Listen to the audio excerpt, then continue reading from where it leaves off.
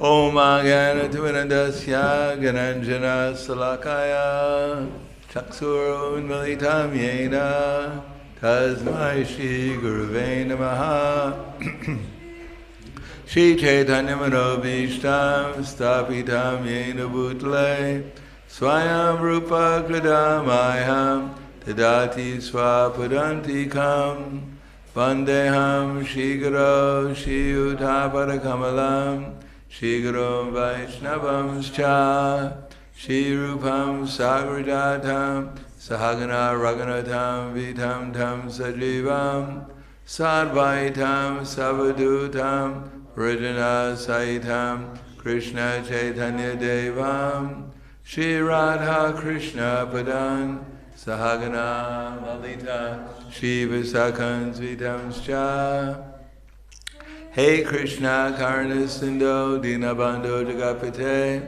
Gopesha Gopika Kanta Radha Kanta Namostute Tapta Kanchana Gaurangi Radhe Vrindavaneshwari Prishubhanu Sudha Devi Pranamami Hari Priye Vanchakapa Turvyascha Kripa Sindhu Vyevacha Patitanam Pavanebhyo Vaishnavebhyo Namo Namaha Shri Krishna Chaitanya Pranityananda Shri Advaita Gadadhar Shivasati Gaura Bhaktivinoda Hare Krishna Krishna Krishna Hare Hare Hare Rama Rama Rama Hare Hare Om Namo Bhagavate Vasudevaya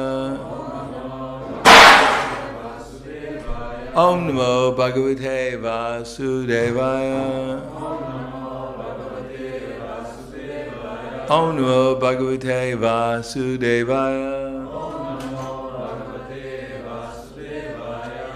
Srimad-Bhagavatam Canto 10, Chapter 10, Deliverance of Yamala Arjuna Trees, Text 37. Anujaniti now bhumams Tavanuchara Kinkarao Darshanam now Bhagavata Rishir Asid Anugrahat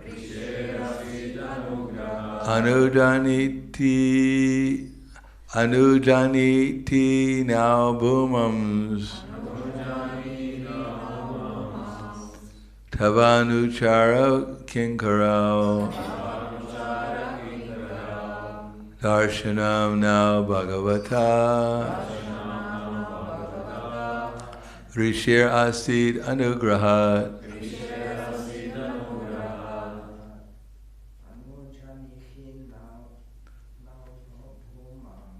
Ani Janihi Bhagavumams Avanuchara Kinkarao Darshanam now Bhagavata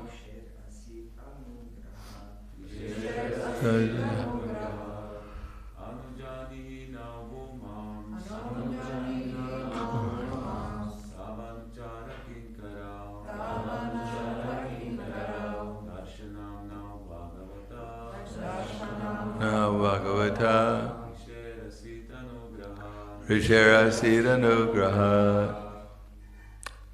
Ladies. Anujanihi Nabhumams Tavanuchara Kinkarao Darshanam now Bhagavata Ayasid Anugraha Anujanihi. May we have permission. Now we, Bhuman, O greatest universal form, Tava Anuchara Kinkarao, because of being servants of your most confidential devotee, Narada Muni. Darshanam, to see personally. now of us, Bhagavataha, of you, the Supreme Personality of Godhead, Rishe, of the great Saint Narada, Asit, there was in the form of a curse, Anugrahat, from the mercy. Translation and purport by His Divine Grace, A.C. Bhakti-Vedanta Swami Prabhupada. O Supreme Form, we are always servants of your servants, especially of Narada Muni. Now give us permission to leave for our home. It is by the grace and mercy of Narada Muni that we've been able to see you face to face. Purport. Unless one is delivered or blessed by a devotee, one cannot realize that Krishna is the Supreme Personality of Godhead. Manushyanam sahasreshu kaschid yatati siddhaye. According to this verse of Bhagavad Gita 7.3, there are so many siddhas or yogis who cannot understand Krishna. Instead, they misunderstand him. But if one takes shelter of a devotee descending from the parampara system of Narada, Swayambhu, Narada, Shambhu, one can then understand who is an incarnation of the Supreme Personality of Godhead. In this age, many pseudo-incarnations are advertised simply for having exhibited some magical performances. But except for persons who are servants of Narada and other servants of Krishna, no one can understand who is God and who is not. This is confirmed by Narottam Das Thakur. Chadiya Vaishnava Seva Nishtara Payeche Keva. No one is delivered from material conception of life unless favored by a Vaishnava.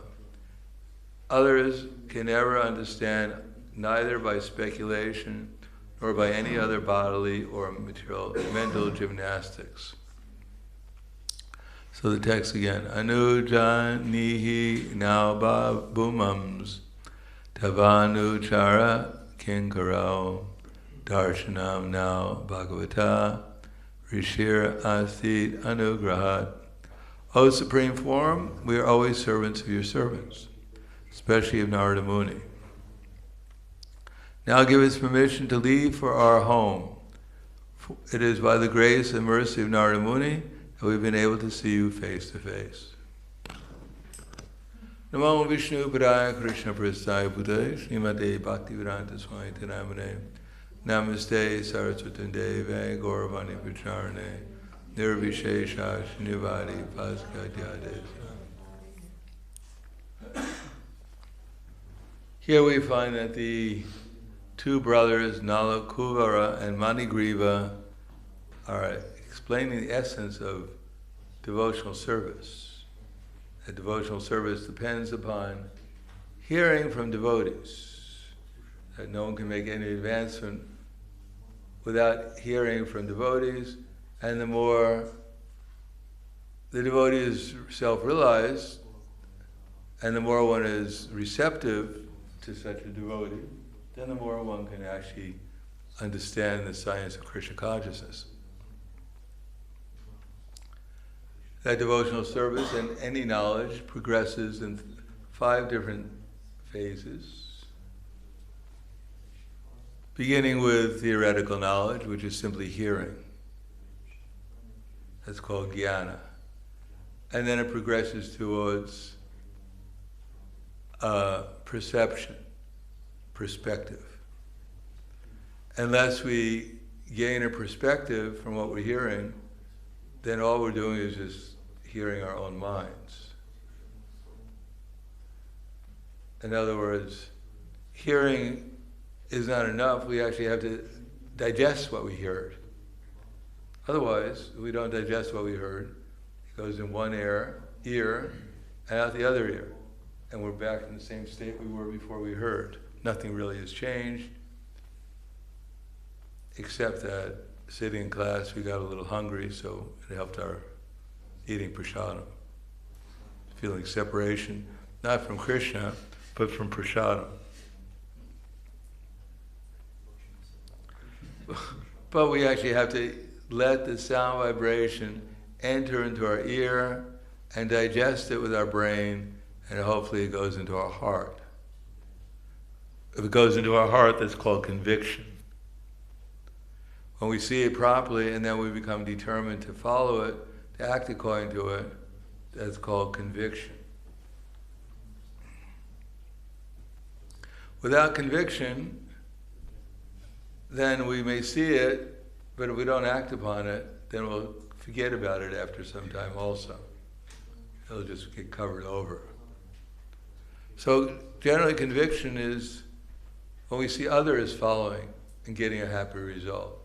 That's why if they're trying to sell anything nowadays on the internet or an advertisement, they always have a testimonial by someone who's actually experienced.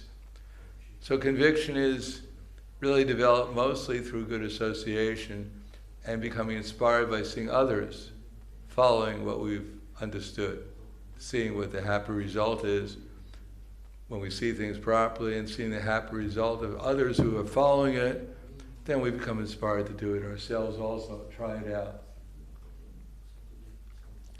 And by such conviction and by trying it, we should be actually become more expert.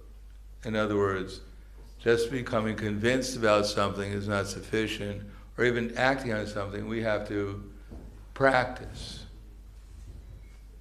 It's called devotional service. We have to practice devotional service and refine it. That's called skill.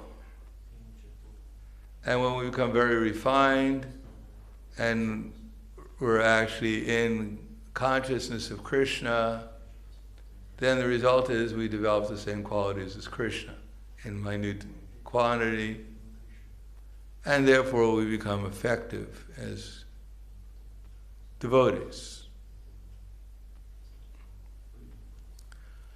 But unless we have the association of devotees, we can read Prabhupada's books, and of course that also is also associating with Srila Prabhupada, and we can hear it, but generally speaking, we're sociable beings, and generally speaking, our minds are more powerful.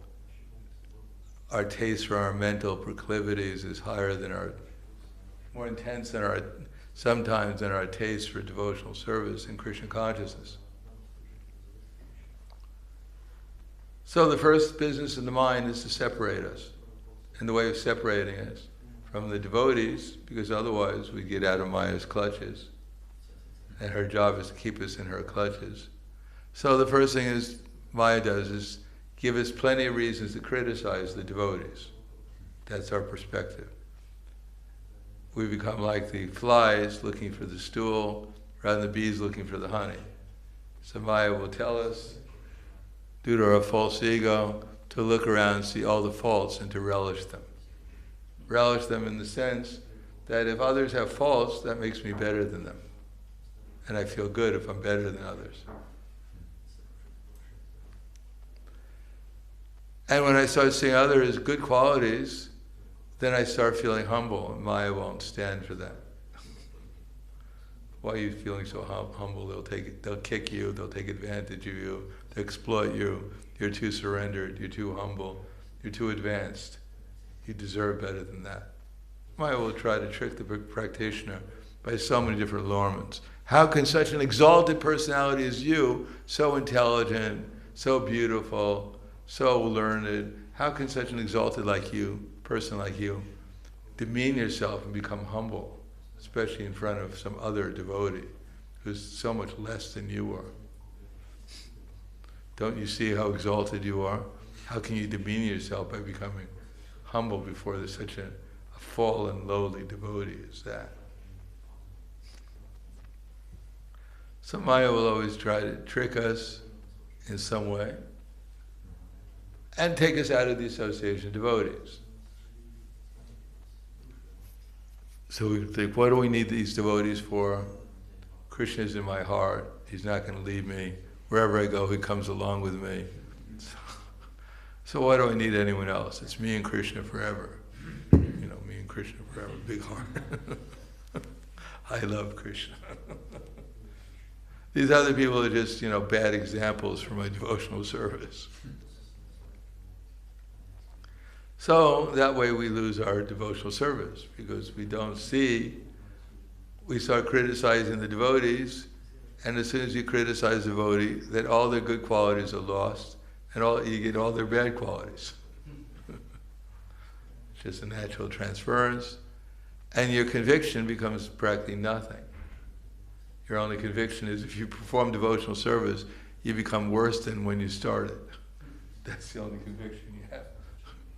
And indeed, it's a self-fulfilling conviction.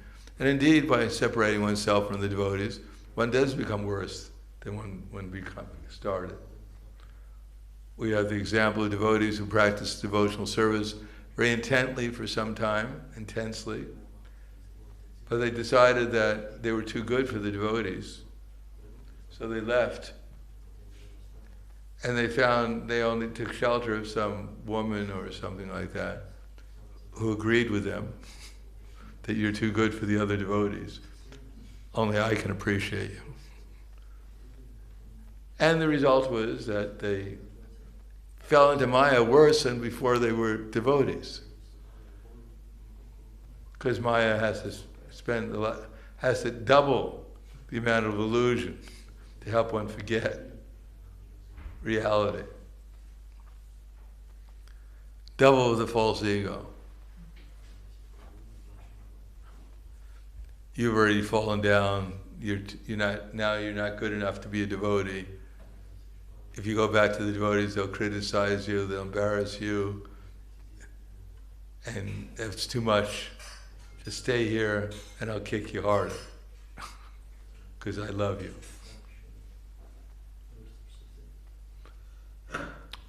So we need the devotees, not only to hear the theoretical knowledge, but also if they explain it in such a way, we can see perspective, we can see what they're talking about.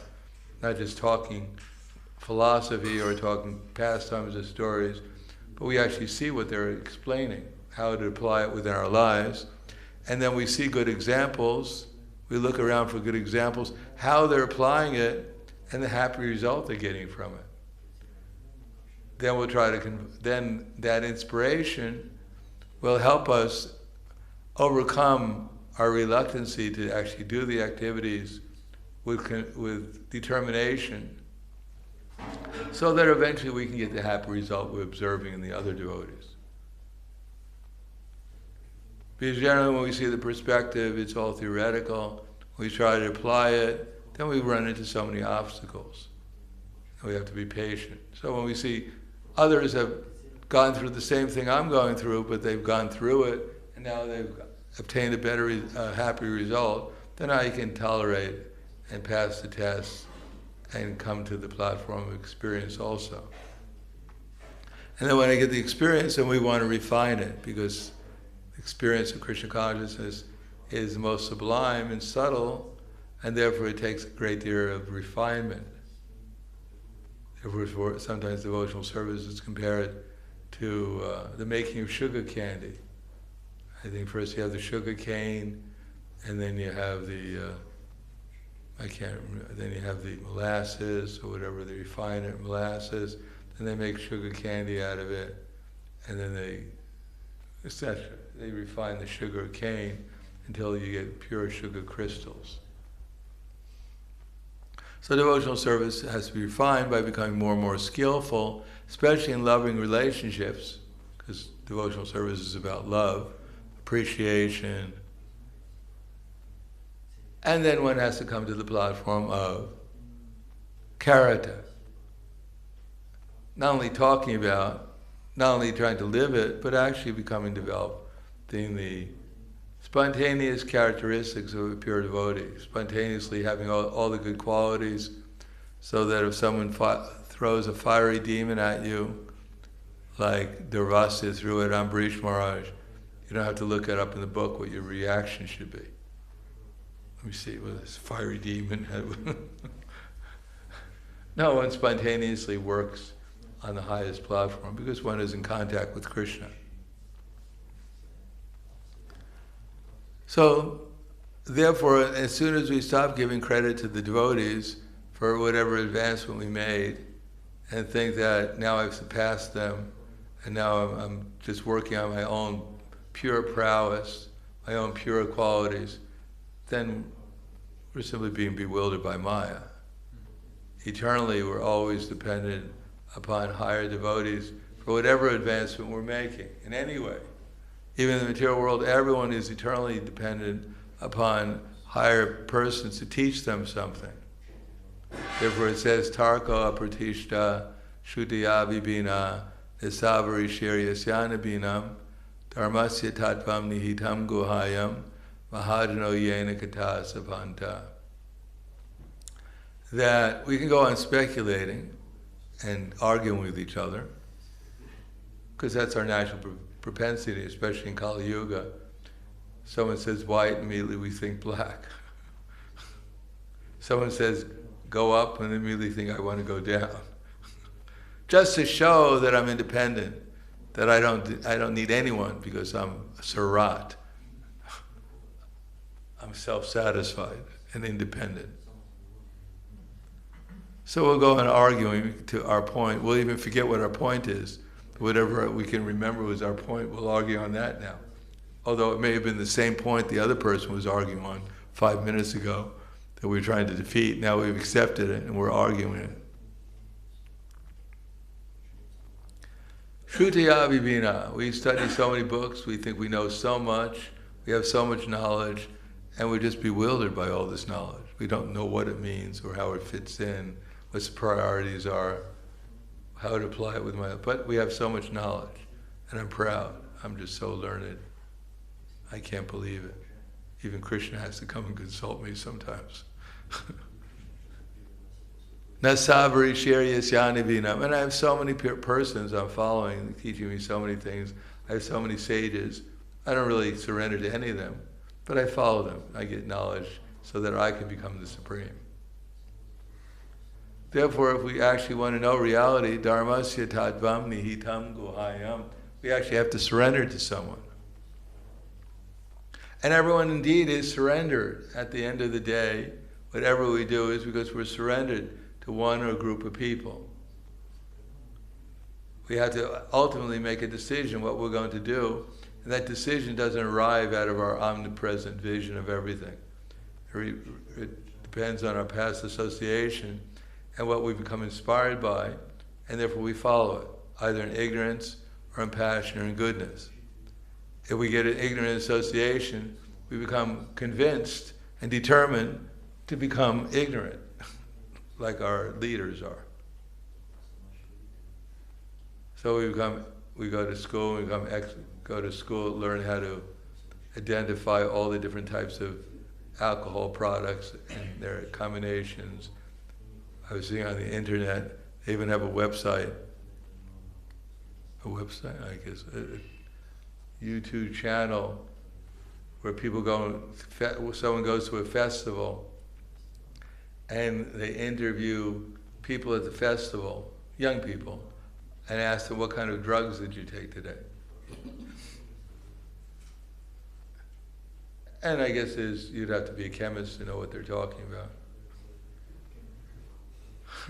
But anyhow, people, and they describe about the effects of all the different types of drugs, and I mean, I never heard of the drugs before, but they're quite familiar, and the interview is quite familiar, and the mixtures of the drug. In other words, if you want to go to hell, there's plenty of information how to do it, and association, and plenty of enthusiasm. I mean, he could talk all day about it. I don't know if this is probably in America, I don't know if they've advanced that far in Slovenia yet. I guess they have to a certain extent, because America's the leader. The race down to the bottom is intensifying. And then, of course, in passion and how to make money. Previously, people used to want to make money, but now money doesn't have any value anymore. I mean, it's as much value as before, so people are losing their enthusiasm for just becoming so-called rich, because you may have $100 and another year it may be worth a penny. But anyhow, yes, you have $100 that worth a penny now. Speaking of America, there was one video about genders. how do you identify yourself? One was saying I'm a car. Another one was saying I'm Z-Zer, I don't know. A what? And they were talking about genders. There's 71 at least now. Yeah, and also the teacher was teaching in the class different kinds of genders. So the teacher was also teaching different kinds of genders in the class. And the father walks in the class and he's like, what are you teaching to the students? She's like, different kinds of gender. He's like, there is only he and she. There is no other gender, you know. Well, in some places in America at least, if you say there's only two genders, they'll get fired from you. Or you'll get, actually I think some people have gotten imprisoned by saying such deviant philosophy. Matter of fact, professors have been fired because they didn't know what the proper, you have to learn the 71 different types of pronouns for the different genders. And if you misidentify someone and give them the wrong gender of the 71, it's considered a microaggression. People sometimes have to go and see counselors because someone misgendered them. And you can get into serious legal trouble for misgendering someone. So that's beyond ignorance. Even Yamaraj is trying to figure out. Yeah, there was this, in the class there was a teacher, and a man, he said, I am she. She's like, no, you are John and you are he. She's like, no, I am she. And then, they were like arguing, and he said exactly, he's like, you are being aggressive to me. This is my different pronoun. I was like, what, You have microaggressions and you have real aggressions. Anyhow, in the mode of passion, one tries to get material comfort and material wealth. And the people who, what was the name of that person from Playboy? Who was the head of Playboy? Anyhow, whatever, it's all right. They become the leaders, or someone wealthy, industrial, or what's his name? Bill Gates becomes the leader. Of course, for most sane people, he's not a leader anymore, but most people aren't sane. And in the mode of goodness, some ecologists, save the whales or save the porpoises or something. They become the leader. And therefore, everyone is following the leader. Everyone is following some leader or a combination of leaders. One moment we're following one leader. Maybe we remember our mother when she told us, wash your hands before you eat. So we're following her. And then another leader, if we were in the mode of goodness, they chew your food, so we obey them and follow them. Another one says, don't talk when you're eating. So, mode of goodness, we may follow so many leaders, so many instructions of the leaders. And if we see a good example, we're much more likely to follow it. If our parents were, God's up there, we're down here, let's eat. You learn that for 20 years. It's very hard. It's a habit that's really ingrained. And therefore, even you hear good examples, if you don't see it, even if you hear good instruction, if you just remember the examples of your parents, then every time you eat,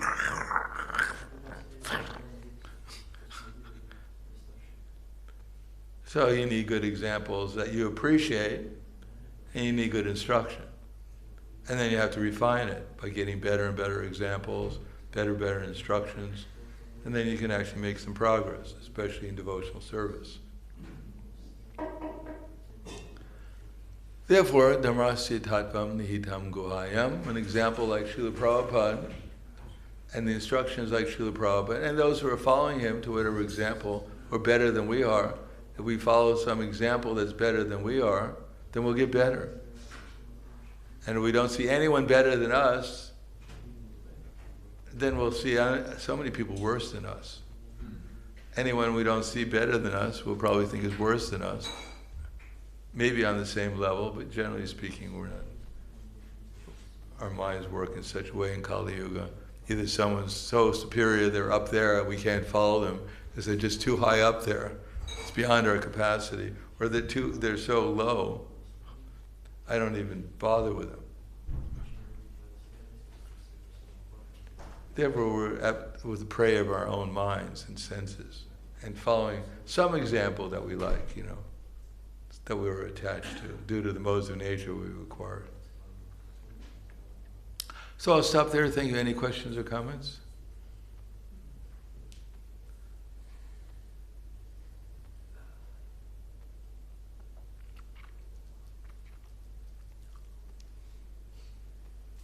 So when we do some activity, we should question, who am I following? Where did I get this habit from?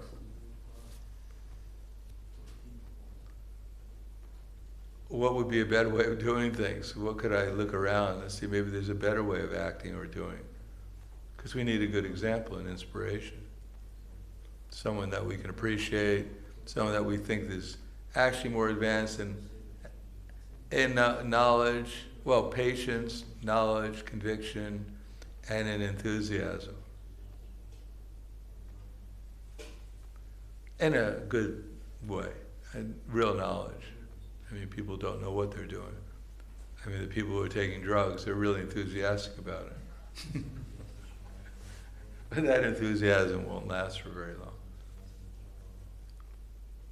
I mean, I didn't really watch very much, but anyhow, they had another one of the, which I didn't see. There was something about all your bad experiences on drugs. So when you're in ignorance, you're actually proud of your bad experiences. I had this horrible experience. The devil came personally and tortured me. Wow, really? Well, let me tell you about my bad experience. It was much worse than yours. The mode of ignorance is a competition. Who's the most fallen? Who's the most ignorant? Who had the worst experience? I had such an experience that the devil came and he got frightened too.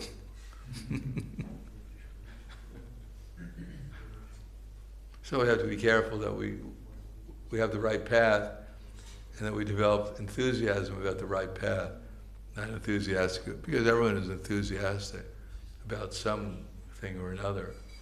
Otherwise they wouldn't do it. But real enthusiasm, what does it say? That endeavor executed with intelligence and Krishna consciousness is called enthusiasm. So there's real enthusiasm, and there's enthusiasm in the modes of nature also. Like the fly is very enthusiastic when he sees a fire to fly into it. Such enthusiasm is not very helpful. Yes? I have a question. I was thinking when somebody is in the pastimes of the Lord, when when the jiva gets the real, how do you say? Do you want to speak into the mic? Yeah. When the jiva gets in his real sarup, and if he's in the pastimes of Lord Krishna, can he also participate in pastimes of Gaur Leela at the same time? Yeah, of course. Those who are following the Gaudiya Sampradaya, at least, those who are following Chaitanya Mahaprabhu, they often have one body as a sadhaka in Goloka Vrindavan, in the part where Chaitanya Mahaprabhu is there, doing the Sankirtan movement. They have another body as usually is a gopi or a manjari in the part where Krishna has his pastimes. So they simultaneously have eternally in two places, at least two places. They're not confused though. We can do that now also, just like we're here and we can be somewhere else mentally. So we're actually in two places simultaneously. But the intensity of concentration of consciousness is such, it seems perfectly natural. There's no interference. And they're both simultaneously, because Chaitanya Mahaprabhu and his followers are always feeling separation from Radha and Krishna. So although they're feeling separation in that part of Goloka Vrindavan, they're actually in the other part of Goloka Vrindavan simultaneously.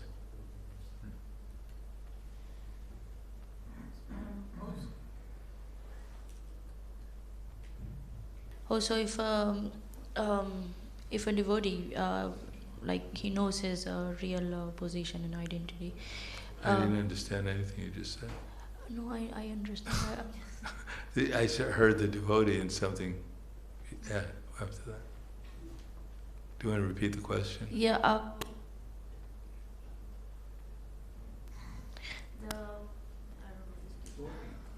It's working. You just have to hold it close and then you can hear it. Okay, but you say the question, I'll repeat it. It says right here. Dear lecturer, please repeat the question for our online audience. Thank you. I'm saying that, anyway, it's not.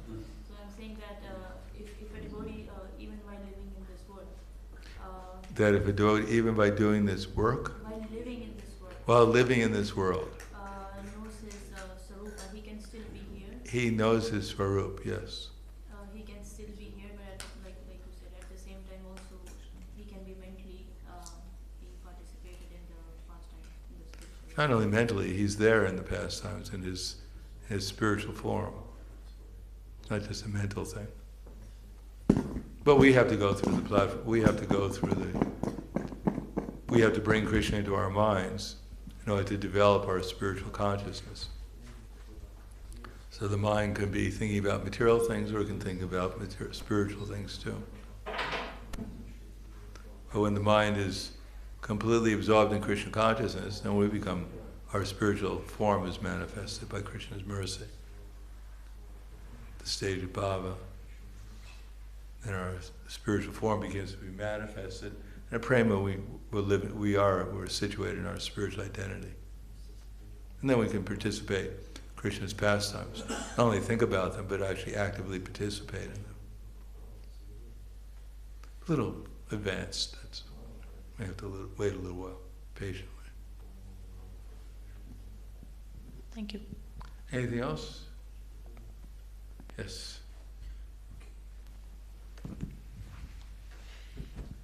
Hare Krishna.